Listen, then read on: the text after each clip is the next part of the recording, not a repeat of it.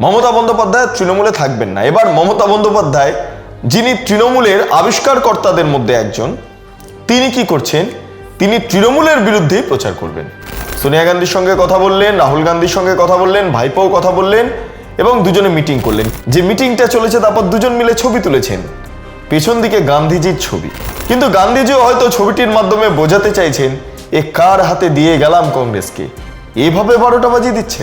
আজকে যদি তৃণমূল কংগ্রেস ক্ষমতায় এসে যেত, বিজেপি যদি না আসতো, তাহলে এই জুন মালিয়াও বেশ কিছু নেপথ্যে দায়ী হতেন। 5 তারিখে একদম ডিজে বাজে, 5 তারিখ থেকে আমরা সেই জব মেরে প্রায় 1 ঘন্টার ওপর 1.5 ঘন্টা প্রায় হতে চলছে, এতক্ষণ ধরে মিটিং করলেন এবং ভাইপোকে, কুচু কুচু ভাইপোকে বোঝানোর চেষ্টা করলেন কংগ্রেস এলে কি কি সুবিধা আছে না আছে। আর দুজনেই কোনো কাজের নন, দুজনেই প্যারাশুট নেতা, তো কাজের নন।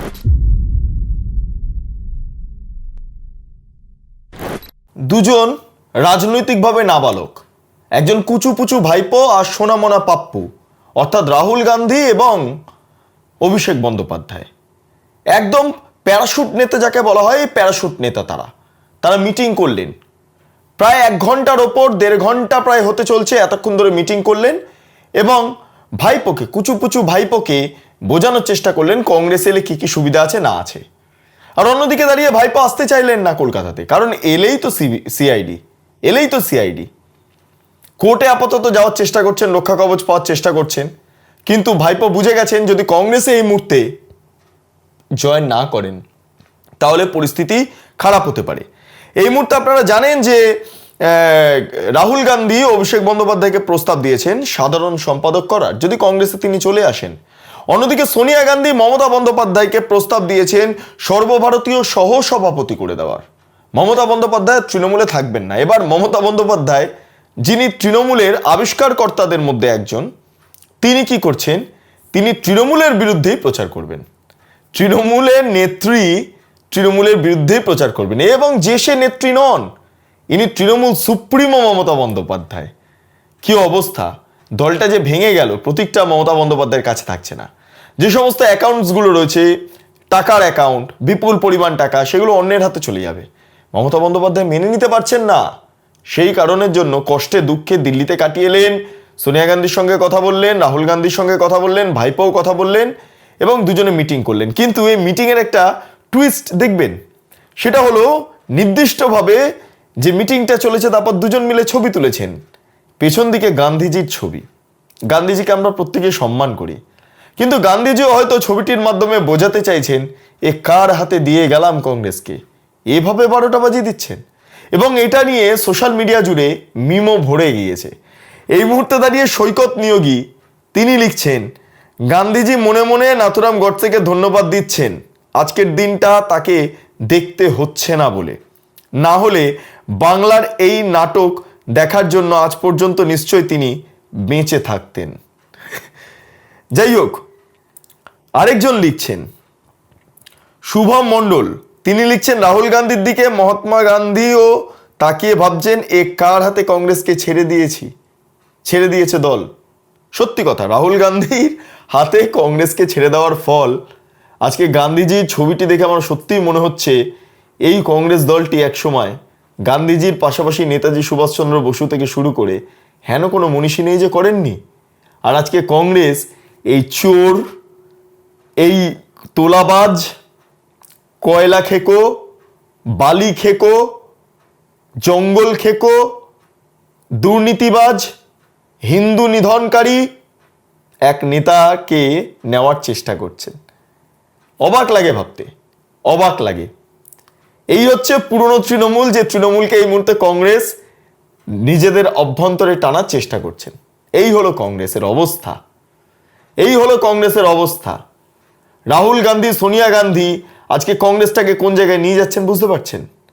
এবং রাজ্য নেতৃত্বের একটা অংশ, তারা কংগ্রেস ভবন যান না, কংগ্রেসের অংশ, যেমন আব্দুল মান্নান, অধীর চৌধুরী, তারা কংগ্রেস ভবনে যান না। কেন যান না জানেন? তার কারণ, যে কংগ্রেস মমতা বন্দ্যোপাধ্যায়ের প্রতি একটু আনুগত্য প্রকাশ করেন, এই শুভঙ্কর সরকার সহ একাধিক নেতৃত্বরা, তারা কংগ্রেস ভবনে যান। ফলে এদের সাথে তো ঠিক এই যারা রয়েছেন, যেমন আব্দুল মান্নান, যেমন অধীর রঞ্জন চৌধুরী, যেমন প্রদীপ ভট্টাচার্য, এরা তো ঠিক মানিয়ে নিতে পারছেন না, তাই এরা কংগ্রেস ভবনে যাচ্ছেন না। কংগ্রেস ভবন যাওয়া বন্ধ করে দিয়েছেন, নির্দ্বিধায় যাওয়া বন্ধ করে দিয়েছেন, কারণ কংগ্রেস ঘরে বসে কাজ করছেন। এই শুভঙ্কর সরকার, তার হাতে প্রদেশ কংগ্রেস শেষের পথে। যে সোমেন বাবুর একসময় কংগ্রেস সামলেছেন, সেই কংগ্রেস আজকে শেষের পথে নিয়ে যাচ্ছেন এই শুভঙ্কর সরকার। এবং অধীর রঞ্জন চৌধুরী তাতে বেজায় ক্ষুব্ধ, আব্দুল মান্নান বেজায় ক্ষুব্ধ, মনোজ চক্রবর্তী বেজায় ক্ষুব্ধ, প্রদীপ ভট্টাচার্য ক্ষুব্ধ, এই সমস্ত নেতৃত্বরা ক্ষুব্ধ। একাধিক বিধায়করা আগে ছিলেন কংগ্রেসের, তারা কংগ্রেসের ওই হাতচিহ্ন আঁকা যেই ঘরগুলো রয়েছে, যে বিধান ভবন, সিআইটি মোড়ে যে কংগ্রেস ভবন, সেখানে তারা যাচ্ছেন না। এই একটাই কারণে, মমতা বন্দ্যোপাধ্যায়ের প্রতি তাদের একটা গোপন ভালোবাসা, সেটা প্রকাশ্যে চলে যাচ্ছে। এখন জানা নেই অধীর চৌধুরী বা আব্দুল মান্নান তারা মেনে নিতে পারবেন কিনা। তবে গান্ধীজি মেনে নিতে পারছেন না, সেগুলো মিমসগুলো দেখেই কার্যত বোঝা যাচ্ছে। এবং গান্ধীজির যেই ছবিটির নিচে দাঁড়িয়ে এমনভাবে রাহুল গান্ধীর দিকে তাকিয়ে রয়েছেন স্যাটায়ার ভাবে, আমি যদি প্রতিবেদনটা পেশ করছি আপনাদের সামনে, সেটা কিন্তু সত্যি ভাবনার বিষয়, সত্যি ভাবনার বিষয়। এবং একদিকে দাঁড়িয়ে ভালো তৃণমূল, খারাপ তৃণমূল, এই দুভাগে ভাগ হয়ে গিয়েছে, আপনারা জানেন। তো একটা নির্দিষ্ট কিছু ছবি দেখায়, তৃণমূল তো তৃণমূলেই থাকে না, যে যতই ভালো হোক খারাপ হোক, নব তৃণমূল হোক আদি তৃণমূল হোক, দুজন, একজন গৌতম চৌধুরী। গৌতম চৌধুরী এখন কাঁদছেন, ইনি হচ্ছেন আদি তৃণমূল, মমতা বন্দ্যোপাধ্যায়ের তৃণমূল। লুট, তোলাবাজি, মারপিট কিছু বাদ দেননি। এই ব্যক্তি এখন কান্নাকাটি করছে, বলছেন কাঁদতে কাঁদতে যে তোরা এরা করতে পারিস, এতদিন ধরে এত মানুষকে মেরেছেন, ভয় দেখিয়েছেন, তখন এই কান্নার কথা মনে পড়েনি যে ভবিষ্যতে সেটা ঘুরে আসতে পারে। আজকের দিনে তাকিয়ে এই গৌতম চৌধুরীর অবস্থা দেখুন, দেখুন কাঁদছেন তিনি। ছোট করে ক্লিপটা দেখাবো।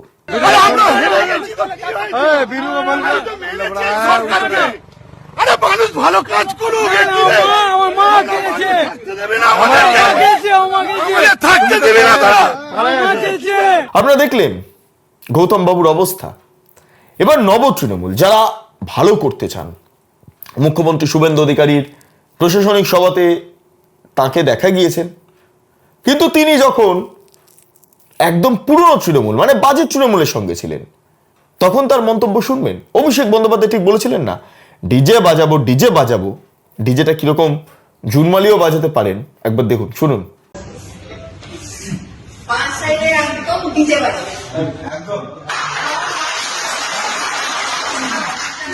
মানুষের সঙ্গে করেছে। দিদিকে যেভাবে ওরা অপমান করেছে, দিনের পর দিন, যেভাবে সবাই দেখেছে, যারা আমাদের ইয়াং জেনারেশনের ছেলেমেয়েরা আছে, দেখেছো লাস্ট পোস্ট একটা কে বানিয়েছিল না দিদি, দেখেছো সবাই। জবাব কিন্তু আমরা নেব 5 তারিখ থেকে, আমরা সেই জবাব মেরে ওদের প্লিজ এগুলো রেকর্ড করবো। একটা গোপন ক্যামেরার মাধ্যমে, মানে এটা তুলে রাখা হয়েছিল, সেটা রেকর্ড হয়েছিল, সেটা আজকে প্রকাশ্যে আসছে। ফলে কিরম কিরম বলেছেন, কি মারবেন বলেছেন, একদম মানে কতটা অ্যাগ্রেসিভ ছিলেন। আজকে যদি তৃণমূল কংগ্রেস ক্ষমতায় এসে যেত, বিজেপি যদি না আসতো, তাহলে এই জুন মালিয়াও বেশ কিছু নেপথ্যে দায়ী হতেন। কারণ এই জুন মালিয়াও ইন্ধন দিচ্ছিলেন পোস্টপোল ভায়োলেন্সের, ডিজে বাজানোর, এবং সরাসরি বলছেন মারতে হবে। এই জুন মালিয়া আজকে ভালো তৃণমূলের মধ্যে পড়েন, এনডিএকে সমর্থন দিয়ে ফেলেছেন। এই জুন মালিয়া, ভাবুন ভাবুন, ভাবা প্র্যাকটিস করুন। ভাবা যায়, কত ছবি দেখেছি, নীল নির্জনে থেকে শুরু করে, হেন কোনো ছবি নেই জুন মালিয়ার আমরা দেখিনি। কেউ কোনো ভাবিনি যে জুন মালিয়া এরকম মারার নিদান দিতে পারেন, ডিজে বাজানোর নিদান দিতে পারেন। খারাপ লাগে, ভালো হোক খারাপ হোক, ভালো তৃণমূল হোক খারাপ তৃণমূল হোক, আদি তৃণমূল হোক বা নব্য তৃণমূল হোক, সবই এক, আলাদা কিছু নেই, আলাদা কিছু নেই। শুধু লড়াইটা কেবলমাত্র প্রতীকের আর তৃণমূল কংগ্রেসের ব্যাংক ব্যালেন্সের। জায়গাটা একই থেকে যাচ্ছে, সেই রক্তটা তো একই, সেই রাজনীতির আদর্শটা তো একই। আর অন্যদিকে দাঁড়িয়ে কুচুপুচু ভাইপো আর সোনামোনা পাপ্পু দুজন মিলে ছবি তুলছেন। একজন ভোটে হেরে গেলে বিদেশে ঘুরতে চলে যান, ছুটি কাটাতে, অনেক খেটে ফেলেছেন। আর একজন হেরে গেলে ডিম খান, পচা ডিম খান সোনারপুরে গিয়ে, তারপর দিল্লিতে পালিয়ে যান সিআইডির ভয়, তারপর গিয়ে পাপ্পুর সঙ্গে ছবি তোলেন। আর দুজনেই কোনো কাজের নন, দুজনেই প্যারাশুট নেতা তো কাজের নন, শুধু পরিবারের দৌলতে এবং মা পিসির দৌলতে আজকে রাজনীতিটাকে এত সামনে থেকে এত সুন্দরভাবে তুলে ধরার চেষ্টা করছেন, আর কিছু নয়। এদের হাতে কংগ্রেস এবং তৃণমূল কংগ্রেসের ভবিষ্যৎ এলে বোঝাই যাচ্ছে। কংগ্রেসও ভবিষ্যৎ দেখুন আর তৃণমূল কংগ্রেসের ভবিষ্যৎ দেখুন। এই ভাইপো নীতি করতে গিয়ে মমতা বন্দ্যোপাধ্যায় আজকে কি অবস্থা, ঠিক একইভাবে সন্তানের প্রতি মায়া মমতা দেখাতে গিয়ে আজকে সোনিয়া গান্ধীরও অবস্থাটা খুব একটা ভালো না। সেই কারণের জন্য এই চোর জোচ্চোর গুন্ডা বদমাইশ এদেরকে দলে নিতে হচ্ছে, নির্দিষ্টভাবে দলে নিতে হচ্ছে। এই মমতা বন্দ্যোপাধ্যায় তিনি কংগ্রেসের বিরুদ্ধে গিয়ে একদম, যেটা নেতাজি ইন্ডোর রয়েছে সেখানে যখন কংগ্রেস শীর্ষ নেতৃত্ব মিটিং করছিলেন, কংগ্রেসে থাকাকালীন এই মমতা বন্দ্যোপাধ্যায় নেতাজি ইন্ডোরের বাইরে দাঁড়িয়ে মিটিং করছিলেন পাল্টা, এবং বলছিলেন ওরা ইনডোর হলে আমরা আউটডোর। এই মমতা বন্দ্যোপাধ্যায় আবার বিজেপির সঙ্গে হাত মিলিয়ে তৃণমূল কংগ্রেসের অন্যতম নেত্রী হয়ে লড়াই করেছিলেন। এই মমতা বন্দ্যোপাধ্যায় আবার তেহলকা কাণ্ডের পর ঘুরে ফিরে আবার বিজেপির থেকে কংগ্রেসের কাছে চলে যান, আবার ঘুরে ফিরে বিজেপির কাছে চলে যান, আবার ঘুরে ফিরে 2009-2011-তে আবার কংগ্রেসের সাথে জোট করে ক্ষমতায় আসেন, আবার কংগ্রেসের সাথে জোট ভেঙে যায় এফডিআই ইস্যু সহ বিভিন্ন বিষয়কে সামনে রেখে। তারপর যখন বাম কংগ্রেসের জোট হলো সেই মুহূর্তে দাঁড়িয়ে জগায় মাধায় নিমায় এই সমস্ত শব্দ কংগ্রেসের বিরুদ্ধে, সিপিএমের বিরুদ্ধে, বামেদের বিরুদ্ধে ব্যবহার করেছিলেন মমতা বন্দ্যোপাধ্যায়। এবং আজকে 2026 সালে পরাজয়ের পর মমতা বন্দ্যোপাধ্যায় যখন দেখছেন তৃণমূল কংগ্রেসটা তার হাতে নেই, তখন সোনিয়া গান্ধীর গিয়ে পায়ে পড়ছেন, রাহুল গান্ধীর হাতে পড়ছেন। বাঁচাও দিদি, বাঁচাও ভাই, এই হচ্ছে অবস্থা। তৃণমূল কংগ্রেস তো শেষই, সঙ্গে কংগ্রেসটাও শেষ। এবং আমার জানা নেই যে কংগ্রেসের সঙ্গে তৃণমূল কংগ্রেস মিশে যাওয়ার পর এই আব্দুল মান্নান, অধীর চৌধুরী বা এই প্রদীপ ভট্টাচার্য, যারা সিনিয়র প্রদেশ কংগ্রেস নেতৃত্বরা রয়েছেন, তারা আদৌ মেনে নিতে পারবেন কিনা। ইতিমধ্যে দিল্লির নেতৃত্বের সঙ্গে নাকি অধীর চৌধুরীর কথা হয়েছে, আব্দুল মান্নানের সঙ্গে কেউ যোগাযোগ করার প্রয়োজনীয়তা বোধ করছেন না। ফলে বিষয়টা ঘেঁটে আছে, সম্পূর্ণভাবে রাজনৈতিকভাবে ঘেঁটে আছে। কিন্তু যা ঘটছে সেটা বঙ্গ রাজনীতির জন্য তো এবং জাতীয় রাজনীতির জন্য একদমই শোভনীয় নয়। আর সিপিএম কি করবে? সিপিএম কি করবে? কংগ্রেসের সঙ্গে তৃণমূল কংগ্রেস যদি মিলে যায়, মমতা বন্দ্যোপাধ্যায় মিলে যায়, অভিষেক বন্দ্যোপাধ্যায়ের মতো চোর জোচ্চোর দুর্নীতিবাদ যদি মিলে যায়, তাহলে সিপিএম কি করবে? থাকবেন ইন্ডি জোটের সাথে, ইন্ডিয়া ব্লকের সাথে, নাকি না বেরিয়ে যাবেন? সেটা নিয়ে এবার আলিমুদ্দিনও বেজায় চিন্তিত। যাই হোক, আপনারা যারা আমার দর্শক তাদেরকে বলবো আপনাদের মতামত অবশ্যই কমেন্ট সেকশনে জানান। আপনারা এতক্ষণ ধরে দেখছিলেন বেঙ্গল লিবার্টি। চ্যানেলটি অবশ্যই ভালো লাগলে লাইক করুন, সাবস্ক্রাইব করুন, শেয়ার করুন, বেল আইকন ক্লিক করুন www.bengalliberty.com। সেখানে ক্লিক করুন, সমস্ত খবর আপনাদের জন্য সাজানো রয়েছে। পাশাপাশি আরও দুটি চ্যানেল, বেঙ্গল লিবার্টি লাইভ এবং বেঙ্গল লিবার্টি নিউজ, সংশ্লিষ্ট দুটি চ্যানেলেও লাইক করুন, সাবস্ক্রাইব করুন, শেয়ার করুন, বেল আইকন ক্লিক করুন। স্বাধীন, কাছেইন এবং গেরিলা সাংবাদিকতার পাশে দাঁড়ান। অসংখ্য ধন্যবাদ।